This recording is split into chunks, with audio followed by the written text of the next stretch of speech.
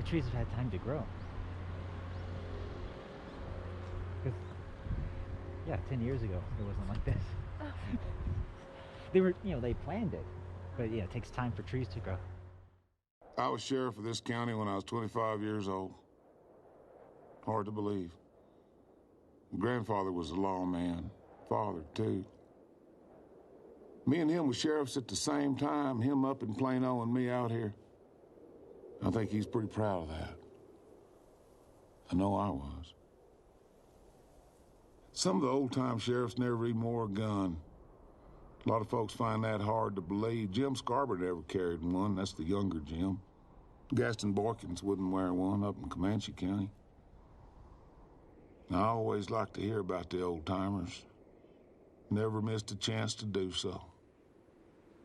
You can't help but compare yourself against the old-timers. Can't help but wonder how they'd have operated these times. There's this boy I sent to the electric chair at Huntsville here a while back. My arrest and my testimony. He killed a 14-year-old girl. Papers said it was a crime of passion, but he told me there wasn't any passion to it. Told me that he'd been planning to kill somebody for about as long as he could remember. Said if they turned him out, he'd do it again. Said he knew he was going to hell. Be there in about 15 minutes. I don't know what to make of that. I surely don't. The crime you see now, it's hard to even take its measure. It's not that I'm afraid of it. I always knew you had to be willing to die to even do this job. But I don't want to push my chips forward and go out and meet something I don't understand. A man would have to put his soul at hazard. You'd have to say, okay.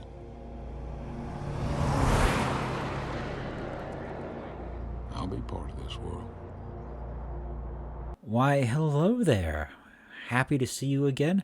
I hope you're doing very well. I hope you were able to enjoy some of the flowers and some of the nice weather we've had this past week. This weekend, though, hot diggity daffodil, we have some rain. So it's something to watch out for. So this week is week 6, and we'll have a brief update and check-in about things are going and how things are going so far this semester. Your introduction videos, those little warm-ups, overall, that was fine. I gave full points if you made a video and you submitted, you gave it to me. But make sure you check your comments, because that's where I give the actual feedback. I've asked you to, what areas you can focus on, how your audio sounds, if your video looks weird or if something's going on. If I have suggestions on how to, on to try to edit things. Those are all very helpful tips that I want us to start practicing, because they are going to, when we make our lessons, it's going to be things we need to take care of. And those will be graded items there.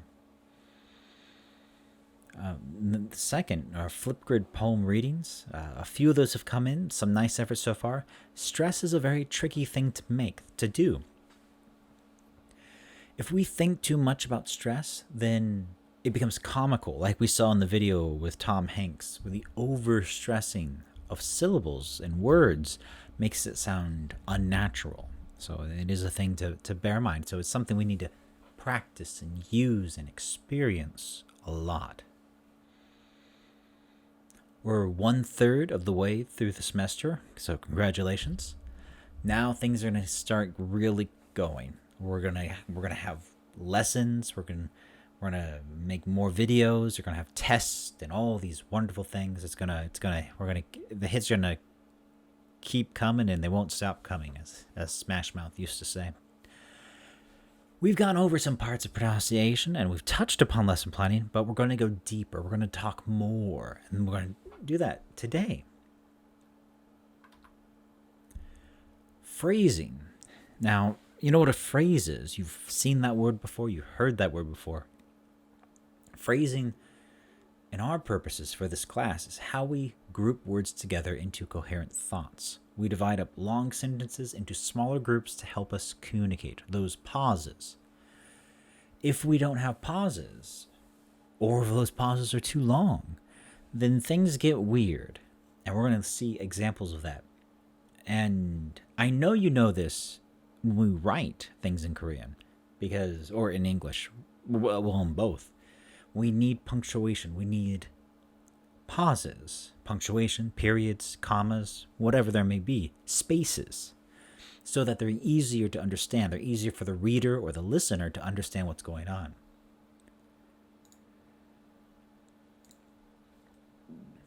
So with Twitter and hashtags, we have a problem nowadays with not having punctuation, not having spacing. You can see here, there's two hashtags, and we see the two examples. The first one, what they meant was children's laughter.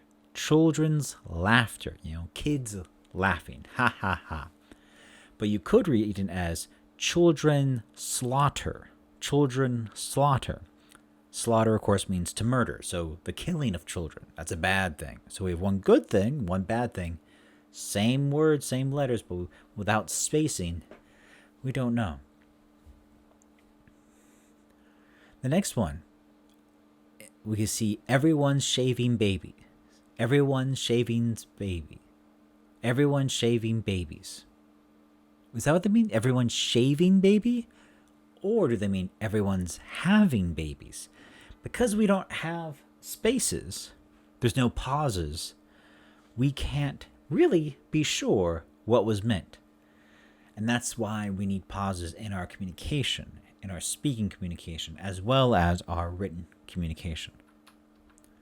So it's really important that we space things out. Now, the hard part is there's no actual rules on how we group words together in our utterances, how we speak.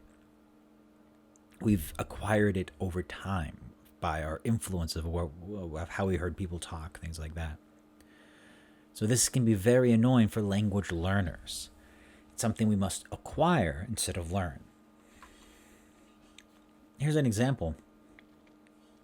Let's take a look at this paragraph. I'm going to read this out, and you might notice a few things. Winston is one of the most laid-back people I know. He is tall... Excuse me, I read that wrong. I made my own pauses. That was wrong. Let's try again. Winston is one of the most laid-back people I know. He is tall and slim with black hair, and he always wears a t-shirt and black jeans. His jeans have holes in them, and he has baseball boots or scruffy too. He usually sits at the back of the class, and he often seems to be asleep. However, when the exam results are given out, he always gets an A. I don't think he's as lazy as he appears to be. That's one sentence because there's no punctuation. So without punctuation here, we don't see where we stop, where we breathe, where we put some context and emphasis and stress on the words. So if we can't make groupings out of the sentences, groupings out of the paragraph, groupings out of our thoughts, it's difficult to understand. It makes it much more difficult to understand. So when we're speaking, something that it's quite important to do, when we're speaking and when we're watching and listening people, try to pay attention to how they're placing those pauses. Now, in taking in with how they stress their words, stress their sentences, stress their syllables, then we have communication that's outside of prescriptive language. It's something much more subjective. If we take a look at this video, I have it here. Full screen.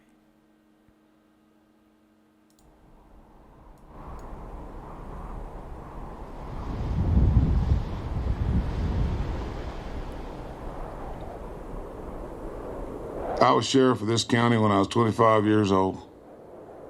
Hard to believe. Grandfather was a lawman. Father, too. Me and him were sheriffs at the same time, him up in Plano and me out here. I think he's pretty proud of that. I know I was. Some of the old-time sheriffs never even wore a gun.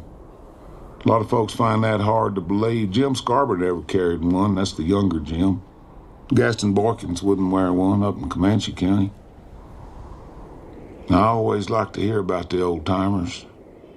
Never missed a chance to do so. You can't help but compare yourself against the old-timers. Can't help but wonder how they'd operated these times. There's this boy I sent to the electric chair at Huntsville here a while back. My arrest and my testimony. He killed a 14-year-old girl.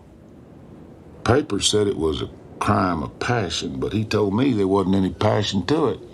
Told me that he'd been planning to kill somebody for about as long as he could remember. Said if they turned him out, he'd do it again.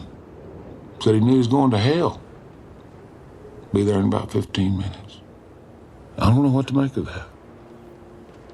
I surely don't. The crime you see now, it's hard to even take its measure.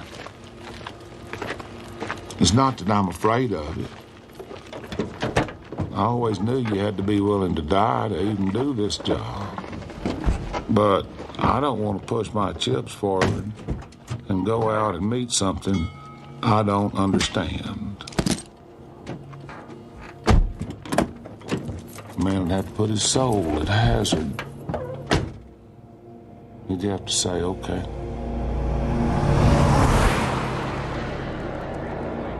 I'll be part of this world. All right, so in that we have that in that video how he's making that introduction, how he is talking. Those pauses is very deliberate. It's meant to convey a certain feeling and how the speaker feels, his outlook on life, his outlook on the world. And so it's actually a really good example of how phrasing works.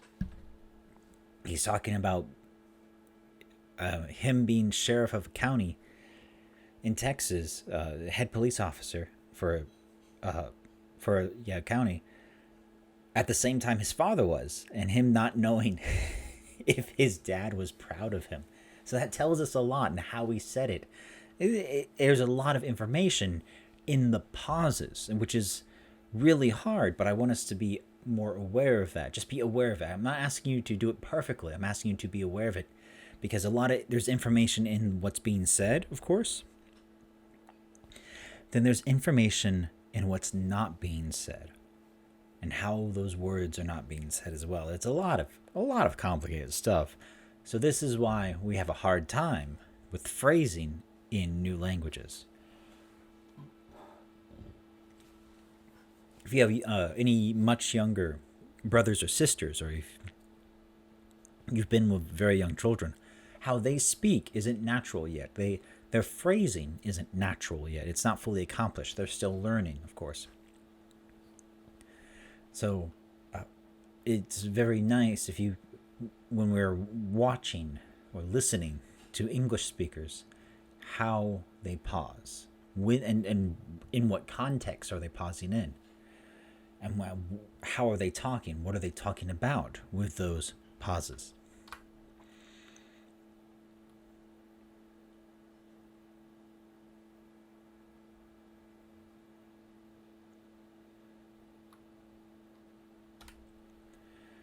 Now, we saw from that movie, the No Country for Old Men opening monologue, that is an example of a natural, well, of course it's a movie, so it's artificial, and that it was created and written, but that is how a human talks. That's how people from that part of the world talk. If someone has unnatural phrasing and how they speak a language, whether it be English or what have you, it's an often way to show that something is wrong with them. In fiction, in movies, in books and things, this is quite common. If they want to show that someone isn't a normal person, they'll change the phrasing so it can sound more unnatural. If you're familiar with some of the stories people had about the Men in Black, the kind of alien visitors, how they spoke English, just it wasn't incorrect. The grammar and the vocabulary wasn't wrong, but how they spoke it was unnatural. And I think this next video is a nice example of unnatural phrasing and also unnatural stress.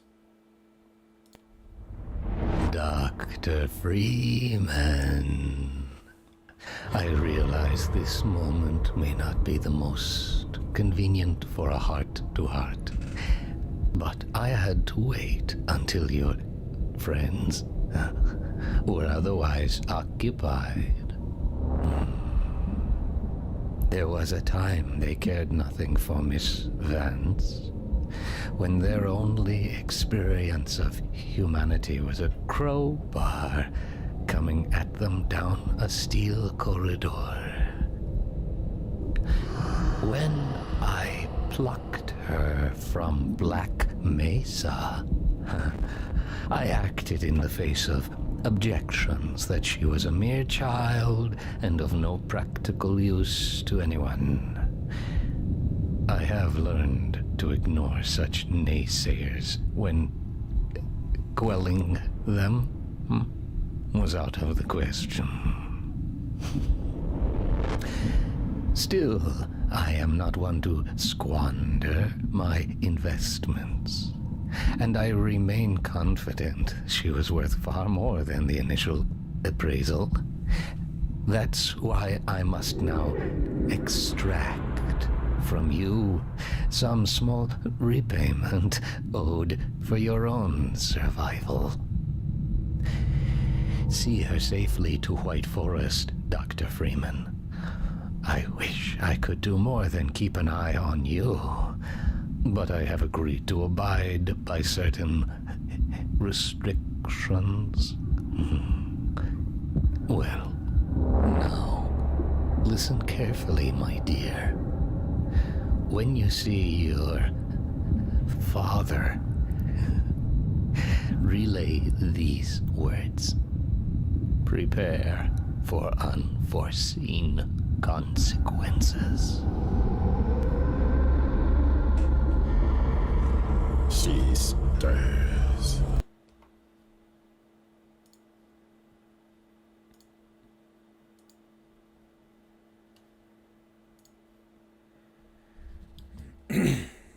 So that is an example of more unnatural phrasing, how it sounds more alien, which is kind of what that character is, which helps.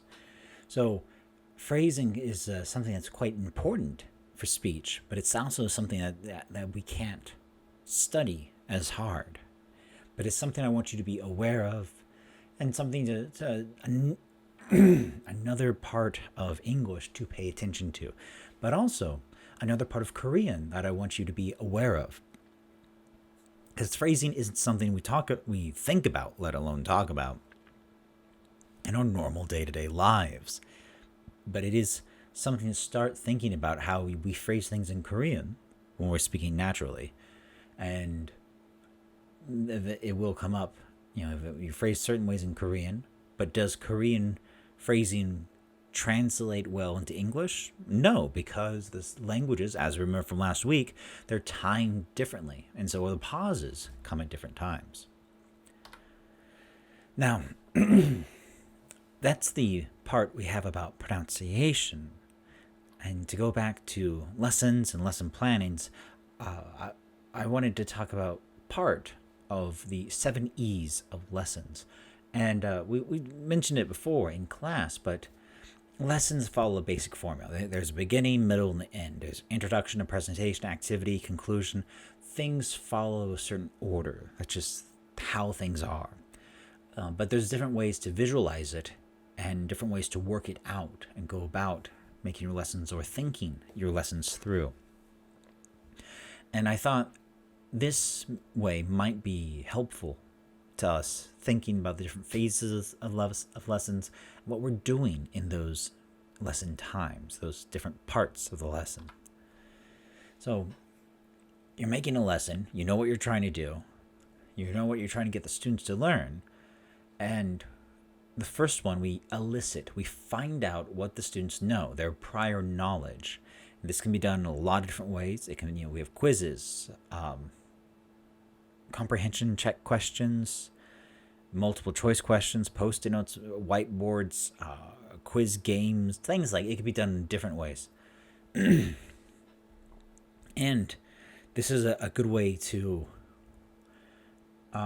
review and remind students of what they need to know for your lesson, to correct misconceptions, missed ideas, or lessons from previous material, information from previous lessons that you're going to use, again, to remind them that they're going to have to use that information again. So first, eliciting, the building of interest, but also establishing what the students know and what they don't know. The next E they have is engage. We're trying to get them interested.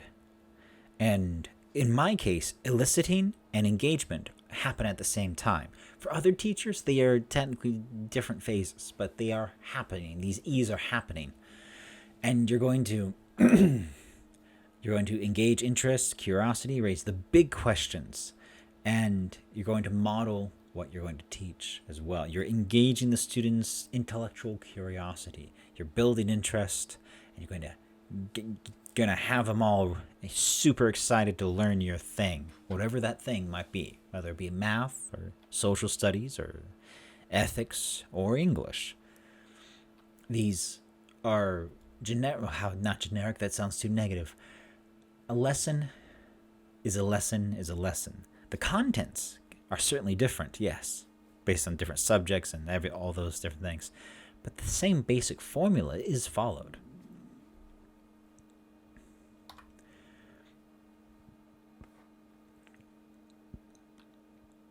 So we had elicit, we had engage, and here's explore. Here, pupils are students, have time to work by themselves. They've seen the teacher do it. Now they're going to start doing it by themselves or in groups, individually, what have you. They're going to start trying to build, understanding of the lesson material through doing it, through firsthand experience. Now, you might need to help them along, obviously. You're dealing with elementary school students, so it's what they call scaffolding. You're going to build different levels of complexity. You might walk through the entire thing together. That's fine. But they're going to start doing the activity. They're going to start applying the knowledge. So here you go from instructor to facilitator. And you're going to observe, answer questions, and try to guide the students in the right way. There are more, but I wanted to cover them over the next week. There is going to be a quiz on eClass. We'll post that up. The quiz will be about phrasing and also about rhythm in speech, rhythm in the sentences. And I'm going to put a task for our discussion board. And that task, I want you to watch some English language media. You probably do this in some way already. Movies, TV, YouTube, not songs, because songs are deliberate. They're not natural speech, as in talking. So I don't want you to listen to a song, because that's different. The pauses in songs are very important, but it's different. It's different pauses. Because I want you to think about the phrasing and how people group their words together when they speak. And I'll give you very explicit instructions on what I want you to try to do on the discussion board on eClass. And I'm going to send you a message as well on eClass to help in case you missed the discussion board question. We haven't used that this semester, so it's something that you might miss the task at hand. I hope everyone's staying dry and everyone's staying healthy. This is the end of week 6. Week 7 and 8 and so on and so forth until week 15 in June. We are doing well. Next week we're going to continue talking about the different E's of a lesson, and start talking about your actual big projects, because you've got some big projects coming up. We're going to start smaller, but we're going to get big towards the end. Have an excellent week. Thank you, and goodbye.